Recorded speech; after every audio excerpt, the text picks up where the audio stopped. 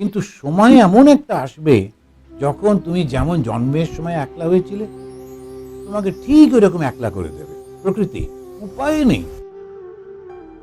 নমস্কার। ঠাকুরের বাণী ইউটিউব চ্যানেলের সকল ভক্ত, দর্শক ও শ্রোতাবৃন্দদের জানাই সাদর সুস্বাগতম। আজকের ভিডিওতে আমরা স্বামী ঈশাত্মানন্দজি মহারাজের মুখ থেকে ঠাকুর শ্রী রামকৃষ্ণ দেবের কথামৃতের এক গভীর শিক্ষা আজকে আমরা শুনব। কেন মানুষ জীবনে একা হয়ে যায় এবং কিভাবে ভক্তি ও ঈশ্বর চিন্তার অভ্যাসের মাধ্যমে সেই একাকিত্ব ও দুঃখ থেকে মুক্তি পাওয়া যায়। তাই ভিডিওটি শেষ পর্যন্ত অবশ্যই মনোযোগ দিয়ে শুনুন। সেই সময়টায় যখন তুমি বন্ধু খুঁজতে যাবে, তারা খুব বিরক্ত বোধ করবে। যারা কেবল কাম কাঞ্চন নিয়ে আছে, ঈশ্বরকে একেবারে ভাবে না, তারা বদ্ধ জীব। এইবারে একটা ভয়ঙ্কর কথা ঠাকুর বলছেন, যে লোকেরা বুঝতে পারে না তো, তারা ওই একদম ওইটাতেই বদ্ধ হয়ে থাকে, ওর মধ্যেতেই তারা খুব খুশি, কাম কাঞ্চনের মধ্যে আটকে রয়েছে। এখানে আমাদের এখানে যেরকম দেখি, সবাই একদম সোম থেকে শুক্র পর্যন্ত অফিস করলো, এই করলো, তারপরে কারুর না কারুর বাড়িতে এর জন্মদিন, না ছেলের জন্মদিন, না ওর মুখে ভাত, একটা পার্টি। একটা কেন পার্টি? একটু চেঞ্জ হলো, বাড়িতে রান্না করে খাই, আচ্ছা সবাই মিলে একটা হই হই, এবং সমস্ত মহিলারা গিয়ে রান্না করে বসে হই করে গল্প, খুব যে বন্ধু তা না, কিন্তু আবার সময়ও কাটে। এইরকম ভাবে যে করছে, একবারের জন্য ভগবানের কথা আলোচনা হচ্ছে। এটা একটা জাতির মধ্যে খুব বেশি থাকে। আর একটা জাতি, তারা যায় মন্দিরে বটে, কিন্তু পুজো আচ্ছা করে না, ওইখানে গিয়ে সোশ্যালাইজিং করে। ওখানে গিয়ে আবার ওই মন্দিরে গিয়ে বসে বসে তারা কার কি হয়েছে, কোন চাকরিটা হয়েছে, কে কোথায়, তারপরে কার, এই সমস্ত নানান রকম হতে থাকে। তারপরে প্রত্যেকটি মন্দিরের তলায় একটা করে খাবার ঘর, ইডলি ঘষা খেয়ে চলে যাবে। এরকম করে খুব খুশি যে আমরা মন্দিরে যাই, প্রত্যেক সপ্তাহে মন্দিরে যাই, করোটা কি, এগুলো করি। এখন তার ফল কি হচ্ছে, এই অনুরাগটা আসছে না, ভালোবাসাটা আসছে না। কি করে ভালোবাসা আসবে? সাধু সঙ্গ। সাধু সঙ্গ মানে কি? এই ধরনের কথাগুলো পড়া জানা, তা না হলে তো বুঝতে পারছে না। না, এরপরে শেষের দিকে যখন কান্নাটা আসবে, কষ্টটা আসবে, তখন ছটফট করতে হয়, কেন অভ্যাস নেই একা একা ভগবানকে নিয়ে, ঠাকুরকে নিয়ে থাকার। কিন্তু সময় এমন একটা আসবে যখন তুমি যেমন জন্মের সময় একলা হয়েছিলে, তোমাকে ঠিক ওরকম একলা করে দেবে প্রকৃতি, উপায় নেই। আর তারপরেতে সেই সময়টায় যখন তুমি বন্ধু খুঁজতে যাবে, তারা খুব বিরক্ত বোধ করবে, তখন আর বন্ধু পাওয়া যায় না। সেই জন্য মোহ মুদ্গর বলে একটা শঙ্করাচার্য বললেন, যাবৎ বিত্ত উপার্জন শক্ত তাবৎ নিজ পরিবার রক্ত। যতদিন তুমি রোজগার করতে পারো, পয়সা টয়সা আছে, ততদিন সবাই তোমার অনুকা। আর যেই রিটায়ারমেন্টের পর কিছুদিন, আসুন কাকু, তারপরে দাদু, মানে স্টেজগুলো বাড়ছে, তারপরে প্রথম দিকে দাদা, তারপরে কাকু, তারপরে দাদু কেন ঘর থেকে বেরোন, একটু অসুবিধে, ঘরেতেই থাকবেন, ব্যাস হয়ে গেল। এই করে এটা আমরা কিছুতেই বুঝতে পারি না যে কিরকম অসুবিধে হয়ে যায়। আর সেই কারণেতে ঠাকুর বারবার বলতেন, কেন ধর্ম, আমরা মনে করি ধর্মটার প্রয়োজন নেই, ধর্মটা ভীষণ প্রয়োজন আমার জন্য। কেন আমি যখন একলা হয়ে যাব, তখন আমার মনটা যেন আমার সঙ্গে থাকে। এই আমার সঙ্গে না থাকলে তাহলে খুব অসুবিধে হয়। তো কি করে করা যায়? খুব সিম্পল, প্রথম থেকে একটু অভ্যাস তৈরি করে ফেলতে হয়। এই অভ্যাসটা কি? ঠাকুর আছেন, মা আছেন, আমি তাকে ডাকবো, তার সঙ্গে কথা বলবো, সকালে উঠে একটু এরকম করবো, করে করে করে একটা রুটিন তৈরি করে ফেলতে হয়। আর সেই রুটিনে সকালবেলা উঠলাম, উঠে জপ ধ্যান করলাম, করে তারপরে একটু বই পড়লাম, তারপরে এম করে করে করে করে গেলে কখন 24 ঘন্টা কেটে যাচ্ছে বোঝাও যায় না। আর যখন আমি ব্যস্ত হয়ে রয়েছি নিজের মনের মধ্যে, আমার কোম্পানির কি দরকার? তখন একেবারে আপনাতে মন আপনি থেকো, যেও না মন কারো ঘরে, কারোর কাছে যাবার প্রয়োজন হয় না। এর সঙ্গে যেই তুমি জগৎটাকে ত্যাগ করতে লাগলে, ঈশ্বরকে ডাকতে লাগলে, জগৎ তোমার কাছে সারি। রোজ লোকে এসে খবর নেবে, কেন? তোমার মধ্যে না ওই ভগবানের শক্তিটা জাগ্রত হচ্ছে। কেমন করে? ভালোবাসার মধ্যে দিয়ে, কেমন করে? নিঃস্বার্থপরতার মধ্যে দিয়ে।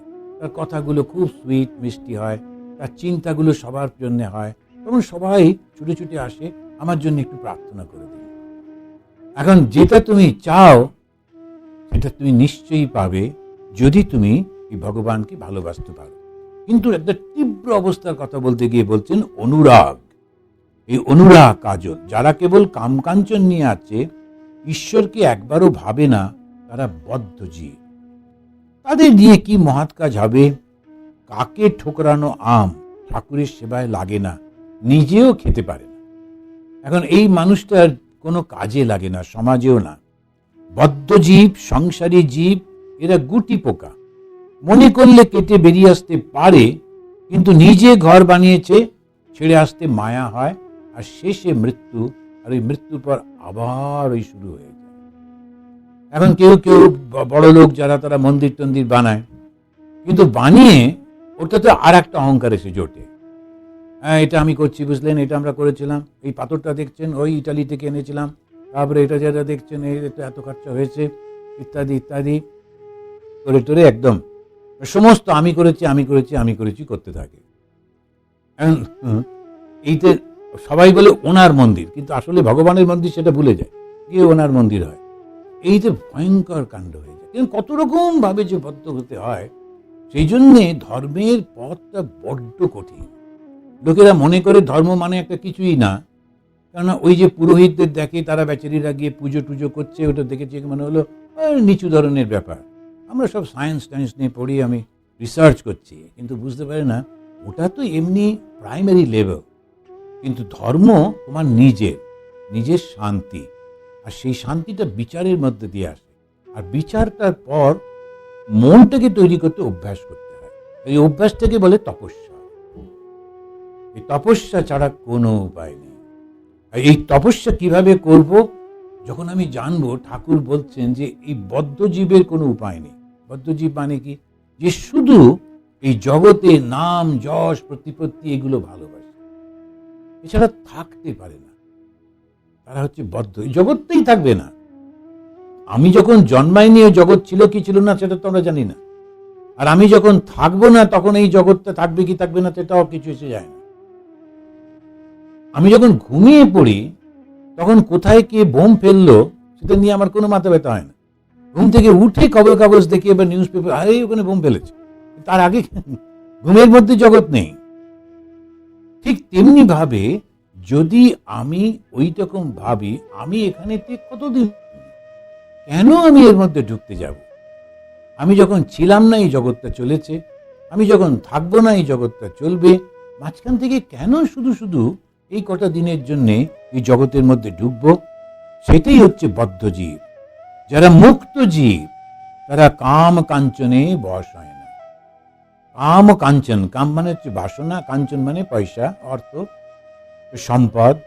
এখন বাসনা থাকলেই সেটা পূরণ করতে সম্পদের দরকার হয়, আর এই সম্পদটা বাড়তেই থাকে, শেষ হয় না, কিন্তু কোনো দিন থামতে পারে না বেচারি। এখন এই কষ্টটা নিয়ে নিয়ে শেষ দিন পর্যন্ত, ঠিক মৃত্যুর আগে যখন চাচা আমাদের এখন কোন স্ট্যাটাস আছে, এই হোল ওয়ার্ল্ডে একটা লিস্ট বেরোয়, সব থেকে বড় লোককে, দ্বিতীয় বড় লোককে, তৃতীয় বড় লোককে।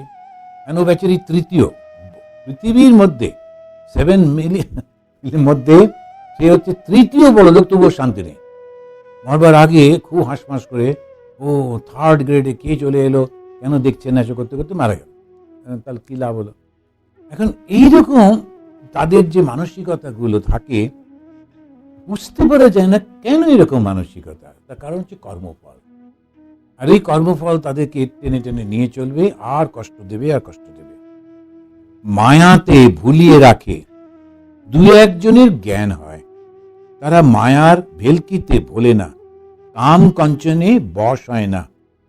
এই কথাগুলো যখন বলছেন, মায়ার ভেলকি, মায়া হচ্ছে ভগবানের শক্তি।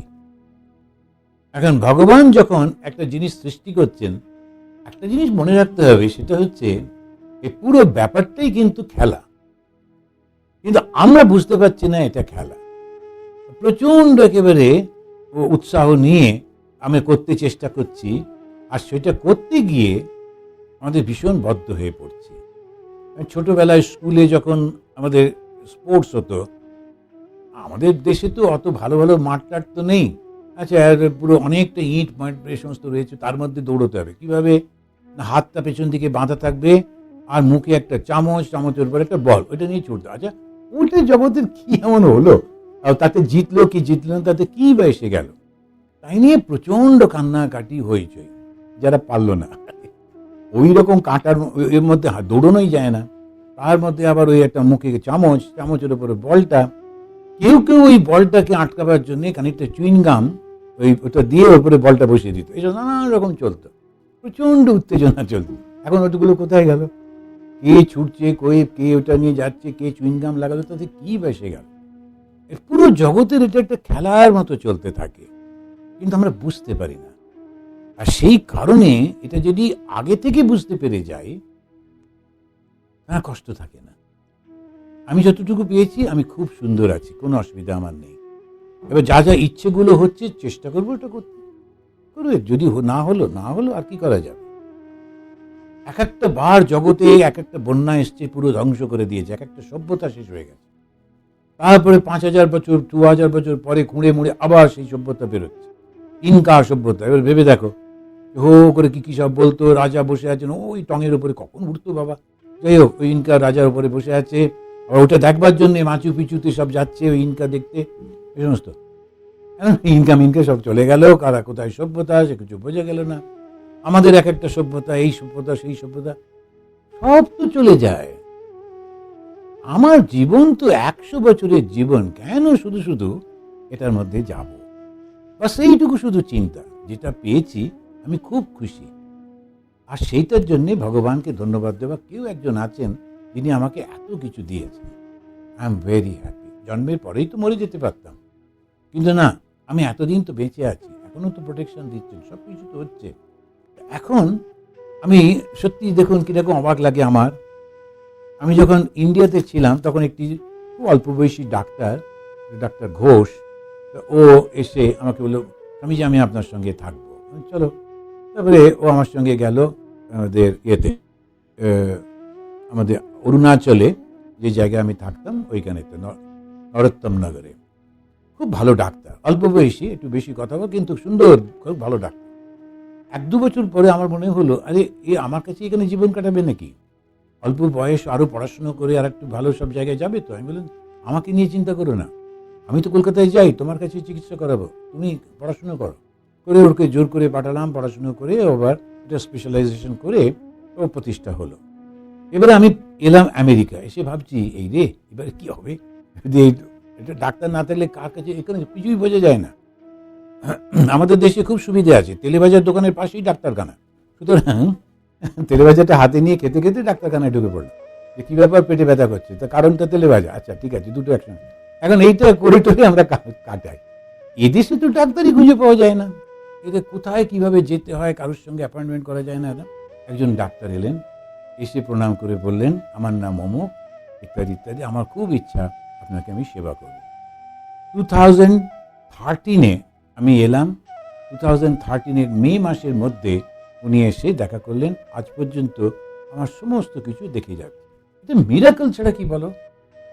এদেশে আমি এলাম, আসার পর চিনি না কাউকে, আর তিনি এসে নিজে থেকে, একজন এমডি, অত্যন্ত ব্যস্ত ডাক্তার, ওকে এমনিতে পাওয়া যায় না, কিন্তু উনি বলেন, আপনি যখনই ডাকবেন আমি আছি।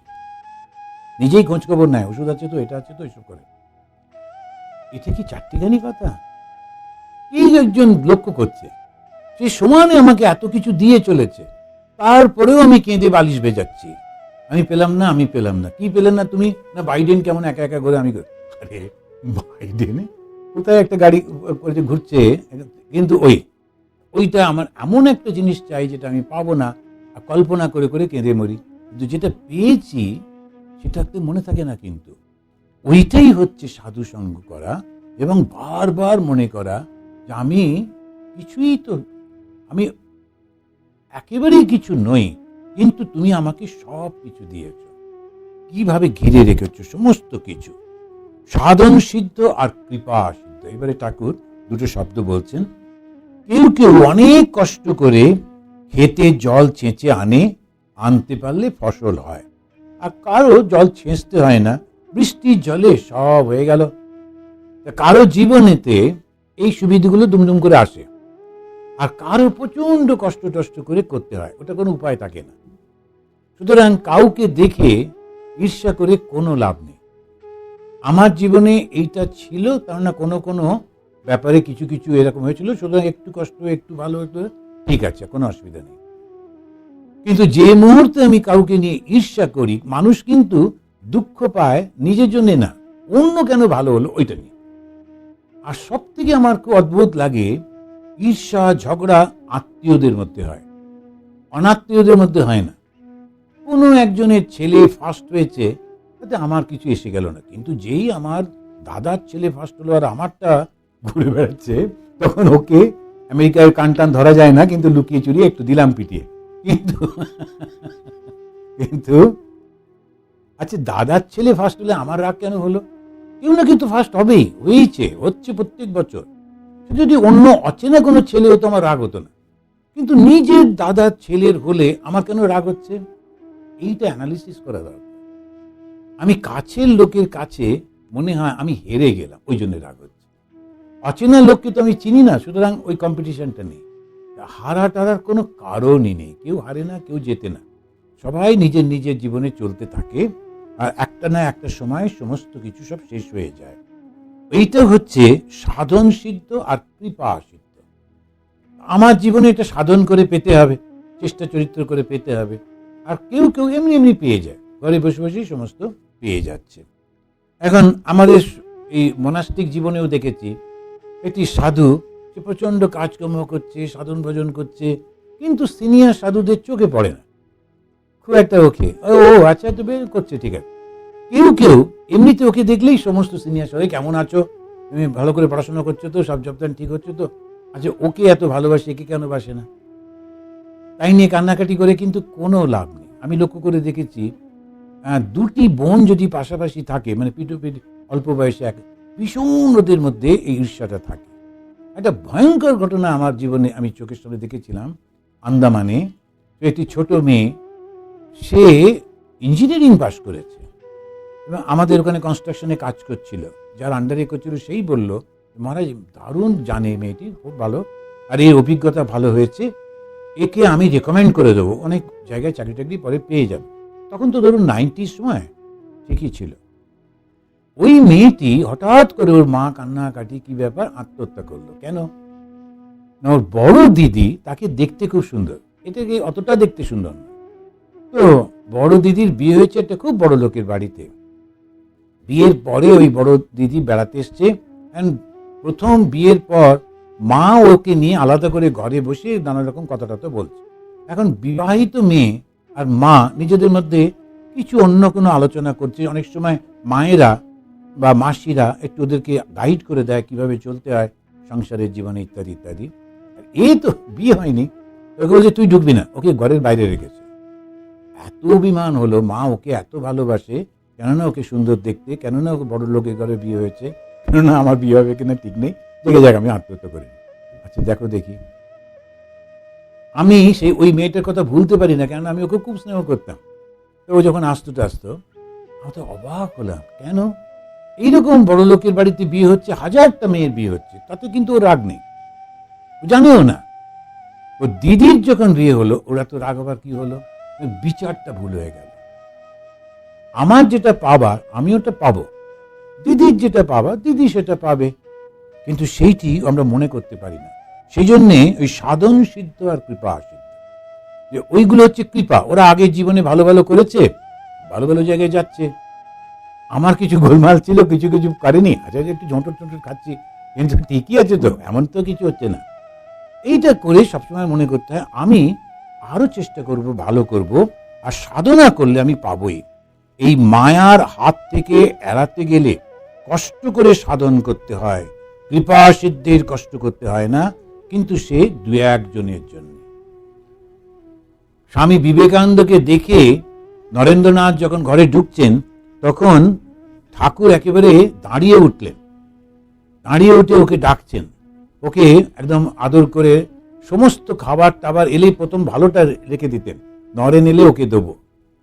অন্যদের ঈর্ষাও হতো। কেউ কেউ বলতো যে মশাই আমরা কি বানের জলে ভেসে এসেছি, সব কিছু আপনি ওর জন্য রাখেন কেন? বলছে না, ওর সঙ্গে আমি আলাদা। এখন নরেন আসলে কে? ঠাকুরই তো। রামকৃষ্ণের যে শরীর ধারণ করেছেন সেই শরীরটা একদম সাত্ত্বিক শরীর, ওইটা দিয়ে কাজ হবে না। জগতে কাজ করতে হলে একটু রজমিশ্র হতে হবে। তাই শিবকে নিয়ে এসেছেন, শিবের অবতার নিয়ে এসে ওর মধ্যে প্রবেশ করছেন। যারা শ্রীরামকৃষ্ণের জীবনী পড়েছেন আপনারা জানেন। এখন সেই তার সঙ্গে আমার তুলনা হবে? ঠাকুরের ঘরে ঢুকতে পেরেছি এই যথেষ্ট আমার এই জীবনে। ঠাকুর আমার দিকে তাকিয়েছেন, কখনো বা একটু হাসলেন, ধন্য হয়ে যাব। নরেনের সঙ্গে আমার তুলনা হবে? এইটা মনে রাখতে হবে। তা না হলে ওই যে সমসাময়িক যুগে ঈর্ষাগুলো মানুষকে একদম নষ্ট করে দেয়। কখনো রাগ করতে নেই, ঠিকই তো আছে। এই ভাবটা যদি বুঝতে পারি তখন এই সাধনাটা ঠিক ঠিক থাকে। নিজের জীবনে সবসময় খুব আনন্দে থাকে, কোনো অসুবিধা হয় না। নিত্য সিদ্ধ আর একটা বলছেন, একটা হচ্ছে সাধন সিদ্ধ, যারা চেষ্টা করে করে করে করে সিদ্ধ লাভ করে। কৃপা সিদ্ধ, ভগবান তাকে কৃপা করেছেন। আর একটা হচ্ছে নিত্য সিদ্ধ, এদের জন্মে জন্মে জ্ঞান চৈতন্য হয়ে আছে। যেমন ফোয়ারা বুঝে আছে, মিস্ত্রি এসে এটা ওটা করতে গিয়ে ফোয়ারাটা খুলে দিল, অমনি হু হু করে জল বেরোতে লাগলো। নিত্য সিদ্ধের প্রথম অনুরাগ যখন লোকে দেখে তখন সে অবাক হয়ে যায়, বলে এত ভক্তি বৈরাগ্য প্রেম কোথায় ছিল? মানুষ তো ভগবানকে বুঝতে পারে না, একদম সামনে বসে থাকলেও ধরতে পারে না। দৈবী হে সা গুণময়ী মম মায়া দূরত্বয়া মামে বা এ প্রপদ্যন্তে মায়া মেতাম তরন্তিতে। এখন এতে ভগবদ গীতাতে 7 চ্যাপ্টারে বলছেন, এই যে সমস্তটা দেখছো এটা আমার মায়াতে হয়। এই মায়াটা এমন মানুষকে ভুলিয়ে রাখে। আমার মনে পড়ছে অনেক কাল আগে আমাদের দশম গুরু, 10th president of the Ramakrishna order, Srimat Swami Vireswaranandaji মহারাজ, উনি শিলচরে এয়ারপোর্টে বসে আছেন। আমি ওখানে গেছিলাম। ওখানে গেলে দীক্ষাটা পাওয়ার সুবিধা, অন্য জায়গায় এত ভিড় থাকে তো, ওই জন্য আমাকে ওখানে পাঠিয়েছিলেন মহারাজ একজন। গিয়ে দীক্ষা টিক্ষা নিয়েছিলাম, মহারাজের সেবা টেবা করতাম ছোটোখাটো। তো চলে যাবেন, তো সবাই মিলে এয়ারপোর্টে গেছি, ছোট্ট এয়ারপোর্ট শিলচরে তখনকার দিনে। তো মহারাজ বসে আছেন, প্লেন আসবে, আর সমস্ত মহিলারা মায়েরা সব দল বেঁধে গোল হয়ে বসে আছে। আর মহারাজ সবাইকে চকলেট দিচ্ছেন বাচ্চাদের। সব মায়েরা চাইছে ওর বাচ্চারা গিয়ে মহারাজের কাছ থেকে চকলেট নিক, আর ওরা বলছেন মহারাজ আমার বাচ্চাটা মাথায় একটু হাত দিয়ে দিন। তো মহারাজ চোখে অত দেখতে পেতেন না, উনি এমনি করে করে হাত দিচ্ছেন। আমি একটু দূরে দাঁড়িয়ে আছি আরেকজন সাধুর সঙ্গে। তো দেখছি একজন মহিলা, তিনি কোনো ওই আশেপাশে প্রচুর ওই সমস্ত টি গার্ডেন থাকে, টি গার্ডেনের ম্যানেজাররা, ওরা খুব একটা সুন্দর জীবনযাপন করে, ওদেরই কোনো ম্যানেজারের স্ত্রী হবে, কেউ হবে। একজন মহিলা খুব সাজগোজ করা, খুব মডার্ন। তো তিনি পাইচারি করছেন, বোধহয় একটু বিরক্ত, কেননা এত লোক গিয়ে বসে আছে তো। আর ওর ছোট ছেলেটা মার সঙ্গে সঙ্গে হাঁটছে। এবারে হঠাৎ করে ওই ছেলেটার নজরে পড়লো একটা ওই সব গোল করে ঘিরে বসে আছে, আর কেউ একজন চকলেট দিচ্ছে বা কিছু। ওটা দেখবার জন্যে ও ওর মধ্যে ভিড়ের মধ্যে দিয়ে এমনি করতে করতে বাইরে চলে এলো, একদম কাজ। অন্য মায়েরা তাদের বাচ্চাদেরকে টেনে টুনে মহারাজের কাছে আনছে, আর কিছুতেই আসবে না, জোর করে নিয়ে আসছে। তারপরে মহারাজ একটু চকলেট দিচ্ছে। ওইটা দেখলো একটু, ওর মা কিন্তু আসছে না, বলেও নি। ও এসে নিজে থেকে এসে দেখে সোজা চলে এসে মহারাজের কোলের উপরে মাথাটা রেখে দাঁড়ালো, এইটুকু। এখন মহারাজ ওকে পেয়ে মাথায় হাত দিলেন, পিঠে হাত দিলেন, তারপরে এতটা চকলেট, অনেকটা চকলেট তুলে, আর ওর ছোট ছোট হাত দুটোতে যতটা ভরলো সব দিয়ে দিলেন। এখন ও খুব খুশি হয়ে নাচতে নাচতে চলে গেল। এখন বলুন সংস্কার কিনা? ওই মহারাজের কৃপা পাবার জন্যে মানুষ চেষ্টা করছে, কিন্তু ওই বাচ্চাগুলো যাদের সংস্কার নেই কিছুতেই যেতে চাইছে না। আর কোথা থেকে নিজে নিজে চলে এলো, এই হচ্ছে সংস্কার। তো এই নিত্য সিদ্ধ মানে হচ্ছে তাদের ওই সংস্কারটা থাকে, সেখান থেকেই তারা অগ্রসর হতে থাকে। জন্মে জন্মে জ্ঞান ও চৈতন্য হয়। তো তো যখন এই যে ভগবানের মায়াতে আমরা বদ্ধ হয়ে থাকি, তখন বুঝতে পারি না কেন এরকম করছি। খুব সব কিছুর মধ্যে যাই, কিন্তু কখনোই ধর্ম আলোচনার মধ্যে যাব না। ধর্ম আলোচনা যদি বে করলাম, অনেকটা নিন্দামন্দ করা, এরা এরকম করে, এরা সব চোর, এটা এই আছে, আমার সব জানা আছে, ইত্যাদি ইত্যাদি। হ্যাঁ, ভগবান ধর্ম নিয়ে অনেক চুরিচামারি হয়েছে, হচ্ছে, হবেও। এটা স্বাভাবিকভাবে এটা একটা বিষয়, তো ওটা হতেই থাকে মানুষের সমাজে।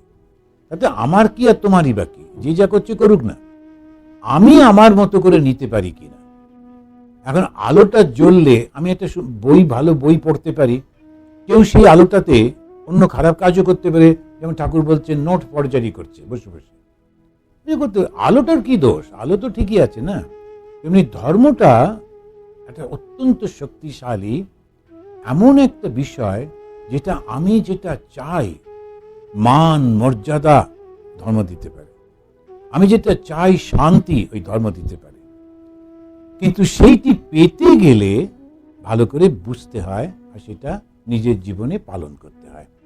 আজকে এই পর্যন্ত থাকুক, আমরা এখন শেষ করি এই মন্ত্রটা বলে। আপনারাও আমার সঙ্গে সঙ্গে বলুন, নিরঞ্জনম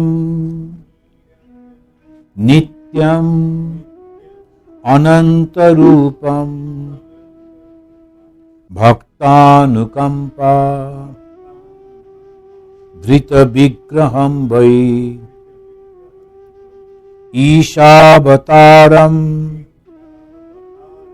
পরমেশমিড্যম তম রামকৃষ্ণম শিরসা নমামঃ। ওম শান্তি। প্রিয় ভক্তবৃন্দ, আজকের এই আলোচনা হয়তো আপনাদের ভালো লেগেছে। যদি ভালো লেগে থাকে তাহলে ভিডিওটি লাইক করুন, কমেন্টে আপনাদের মূল্যবান মতামত জানান এবং ভিডিওটি শেয়ার করে অন্যদেরও দেখার সুযোগ করে দিন। ভালো থাকুন, সুস্থ থাকুন, এই প্রার্থনা জানাই ঠাকুর মা স্বামীজির কাছে। ধন্যবাদ।